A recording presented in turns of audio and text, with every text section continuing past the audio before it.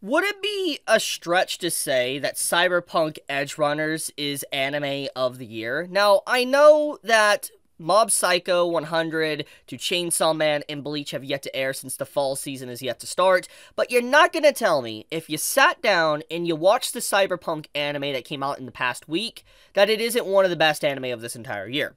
If you watched a lot of heavy hitters and a lot of big name shows from this year, you're gonna definitely see that Cyberpunk is easily in a league of its own in terms of presentation, tone, atmosphere, music representation, voice acting, and hell, the dub and the sub are both good. Both of them are great. I sat down, I watched the first 10 episodes, or all of the 10 episodes in sub, went back again and watched it again, all 10 episodes in dub, and I was just blown away by the excellent cast of characters and the overall vibrant world that is Night City. I absolutely adore this anime. And so, let's dive headfirst into it. Let's talk about this overall gem of a series and how I think it's almost pushing on the edge of masterpiece quality, and there is episodes I would even consider a masterpiece, like episode 6, that is, oh my goodness, easily one of the most heartbreaking and emotional episodes I've seen in a very long time. If you have watched episode 6, you know how great that episode is. That is a stunning episode, visually, and music, and voice acting. Holy crap, that is a good episode. But okay, before I go any further, let's talk about the obvious connection to the game. And I think it's very important to talk about the game since it's obviously related with Cyberpunk Edgerunners. So, a few years back, I think all of us have heard the title Cyberpunk 2077. A game that made a lot of waves, good and bad, for a lot of reasons. For one, it was hyped up because of its customizable characters, to its vibrant world, to also not shying away from even showing 18+ stuff within its game. But on the bad end of things, there was things that were promised that obviously never came to fruition, but also stuff that was just a buggy mess. And I was one of those individuals that wasn't instantly blinded by Keanu Reeves being incorporated into Cyberpunk 2077. Now, don't get me wrong, no hate towards Keanu Reeves. I think he's a great actor, and I loved his addition into the Cyberpunk game. But I wasn't blinded by the fact that the game wasn't going to be instantly riddled by a lot of issues. And so we fast forward. I was one of those individuals that bought the Cyberpunk game on day one release on PC. Now, even though I knew it was going to be buggy, I still wanted to try it out because I felt like it was a very ambitious project that I wanted to support. I felt like I wanted more games, kind of like Cyberpunk, to be able to push the formula, be able to take risks, be able to really have a vibrant and dark world that isn't afraid to do things that are a little bit different than normal gaming culture. So I took the plunge, and I sat down, and I played Cyberpunk. I encountered quite a few bugs on my first playthrough, or I didn't really actually even finish a playthrough, and I'll talk more about that in just a second, but I encountered a lot of bugs. I encountered T-posing, falling through floors, invisible vehicles, being launched into the air, some Skyrim-type stuff. I encountered a lot of bugs while playing the game, but despite all the issues that I ran into while playing the game, it was a very good looking game, and it was a very interesting world with a very interesting cast of characters, and I really wish to one day sit down and finish that said game, because the reason why I have not finished that said game is actually related to the bugs. First time I sat down to play it, I tried to play it, and my save got corrupted somehow. My save completely deleted, got corrupted, and I was like, oh, okay, that sucks. I mean, I expected it, you know, buggy game. So, restarted. Played again. I started off as a corpo the first time, and then I did a street kid. That's the second run. So, start off a street kid, and as I'm playing, everything goes fine. I get to Arasaka, you know, the stuff with Arasaka and all that, you know, kind of like the prologue, and then all of a sudden, my quest, my main story glitches out, and I'm not even able to leave a building, and I'm not able to actually finish my said main quest. So I was basically hard locked in an area and couldn't even do anything with the said character anymore. So because of that, I just stopped playing. Not because I hated the game, but I was just like, well, I'll wait. I'll shelf the game for now. I'll wait, come back to it in about a year or two, and then it'll probably be a more polished game, and I'll be having a really good time when I sit down and play it. And after watching the anime, that's probably something I'm going to do very soon. Because if there is at least one thing you can say about the Cyberpunk anime, is that it is a good advertisement for the world of Cyberpunk and the game. Because if you really enjoyed the first, or all 10 episodes, actually, I keep wanting to say first, but the 10 episodes of Cyberpunk Edgerunners, then you might want a little bit more of Night City. You might want a little bit more of the world, this dystopian dark atmosphere, and that's where you can go into the game to continue that journey. So that's definitely something I'm going to do. Now, the reason why I mention all this is because obviously it's related to the show, but also because I haven't actually finished the said game, there might be references in the anime, like the 10 episodes, that I obviously will not catch. I won't be able to maybe see certain things that maybe the anime is nodding to in the game. The one thing I do know that does need to be pointed out is that I love the addition of Adam Smasher at the end of the anime. Adam Smasher is a juiced man in the anime. Like, holy crap, he is juiced. And I met him in the game, and to see the fact that he was incorporated into the anime, I love that addition. That's really cool, and I can get behind that. That is absolutely awesome to be able to see that, because if you are angry with Adam Smasher after what he did to Rebecca, what he did to David, what he did to all of our characters at the end of the show, you're definitely wanting to get revenge against him in the game, and you could definitely do that. So that is just food for thought.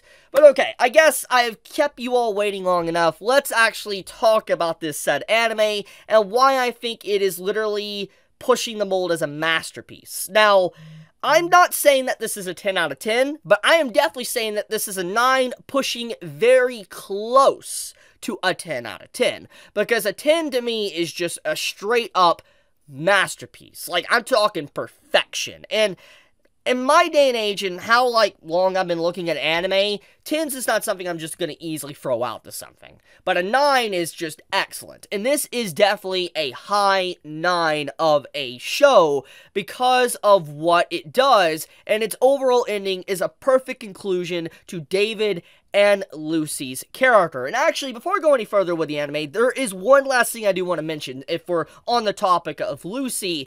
I really hope, thanks to the popularity of this show, that Lucy, since she technically didn't die at the end of the anime, gets incorporated in a DLC for the Cyberpunk game. I really hope that is a thing. I really hope Lucy appears in the game in some shape or form, or if that doesn't happen, modders decide to make a own custom quest and add Lucy into the game. I think that would be amazing. I don't know if the modding tech for Cyberpunk is there yet, but I would love to have Lucy in some shape or form within the Cyberpunk game, because I feel like it would be such a missed opportunity if she is not added in, especially with just how the ending of the show is. But okay, let's get back onto the anime. So the overall point of the story, it focuses on our main character, David. Our character, if we're wanting to just cut to the nitty-gritty and what it's about, he is someone that wanted to make his mom happy, to be able to fulfill her dream, but also someone that wanted to be able to save her. And in the first episode, it paints a very obvious picture of Night City,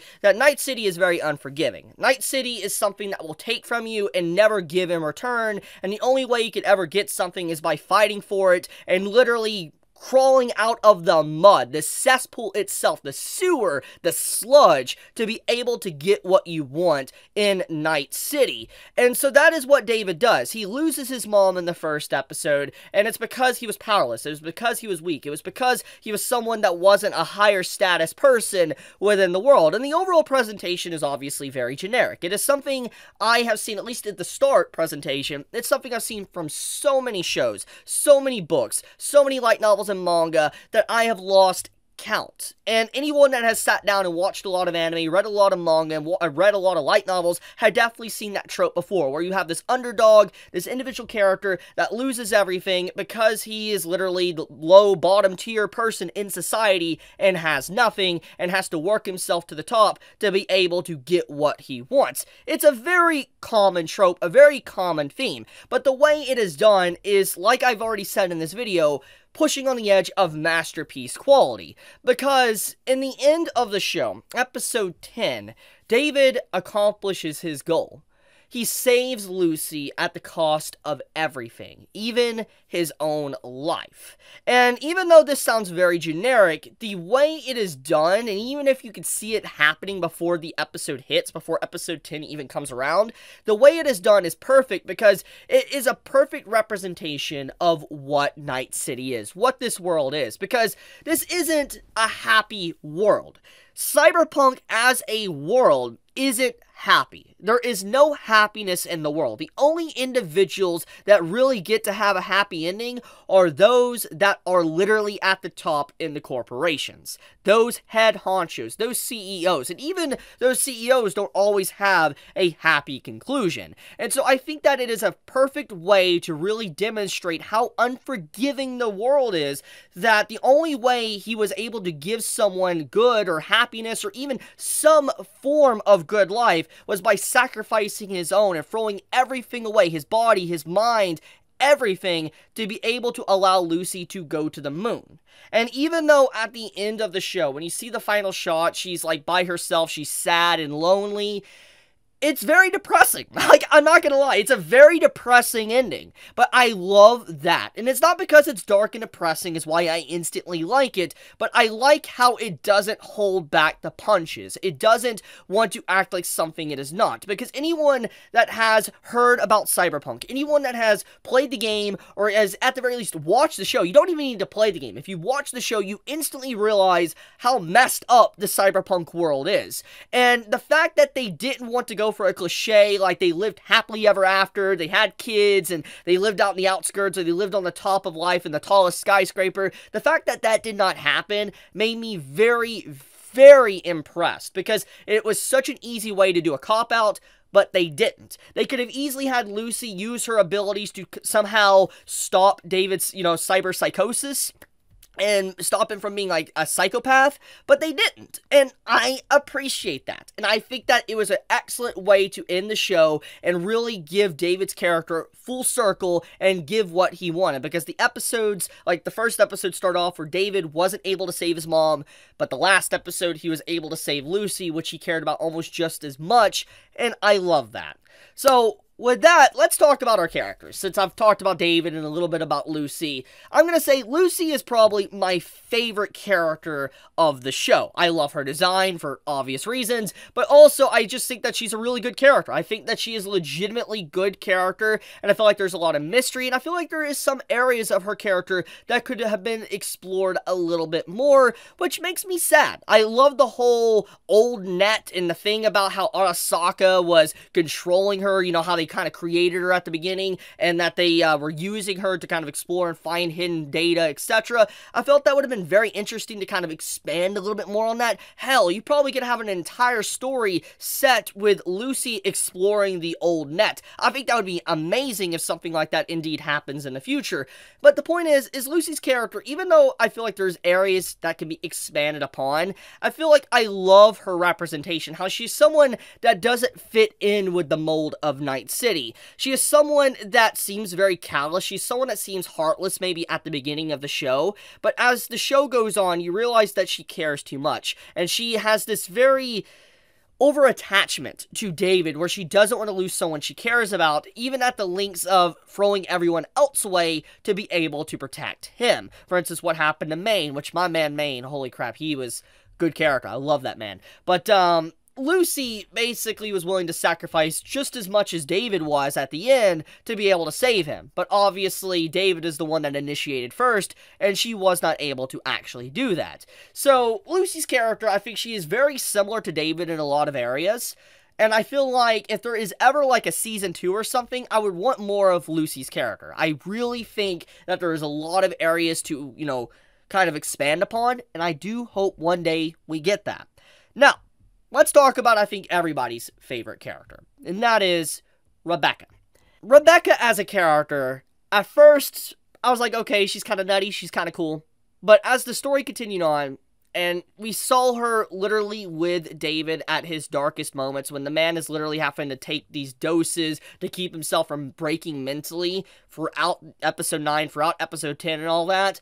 I felt like it was emotional seeing her being able to sit there and do that for him, help him out, and be there to the very end, the one final joyride to the end, for instance, death, to be there for him. It really says a lot about her character. She got friend-zoned, she legitimately lost her brother that was just trying to literally, like, piss, and he got just crunched. And the fact that she still stuck with David despite all these horrific things that happened to her throughout the show, I really respect her as a character. She's legitimately a respectable character, and it hurts so much more when you see Adam Smasher come in and literally Hulk smash her into the ground. And the fact that we didn't just have like some mist to vaguely say that she's dead, but they legitimately showed her crushed into the ground and it was nasty looking, I was like, okay, Cyberpunk, I see we're not going to have a happy ending. That's exactly what I thought when I saw what happened to Rebecca. I was like, is everybody just going to die? That's what I instantly assumed when I saw the ending of, Rebecca. When I saw Rebecca die, I was like, okay, is David going to die? Which he did. Is, Lucy going to die? She didn't, but she could potentially die forever as a season 2. I was just like, man, this is, kind of messed up. It's a little bit messed up seeing just our characters that you would think would have some plot armor not have plot armor. And yeah, just Adam Smasher really is a juiced man. He really is quite the juiced boy in the middle of episode 10. But okay, anyways, getting back onto Rebecca. I think Rebecca as a character, I can see why people love her. I love her as a character too. I think that if I wasn't a big fan of Lucy, I would say Rebecca is easily my second favorite. She is a great character that really does hard carry the second half of the show with just her antics, and the voice actor for the dub and the sub just went all in for the character, and shout outs to them. They did an excellent job with Rebecca as a character. Now, besides that, I do want to take a few moments to talk about just the presentation of the art style. I think that the art in general is beautiful. It, I think, is perfect in tone and in line with the game of Cyberpunk 2077. I think that when I saw the anime, I was like, wow, this legitimately looks like Night City in the game. They did an excellent job. However, there is something that does need to be mentioned. I noticed at the beginning of the show, the first like 3 or 4 episodes, there was a lot of frames that were reused and constantly on loop. And there's nothing wrong with taking these shortcuts when making anime. Sometimes it has to be done to be able to get your product out. And I think if there wasn't some shortcuts made, we wouldn't have had the masterpiece quality that was episode 6 of Cyberpunk Edgerunners.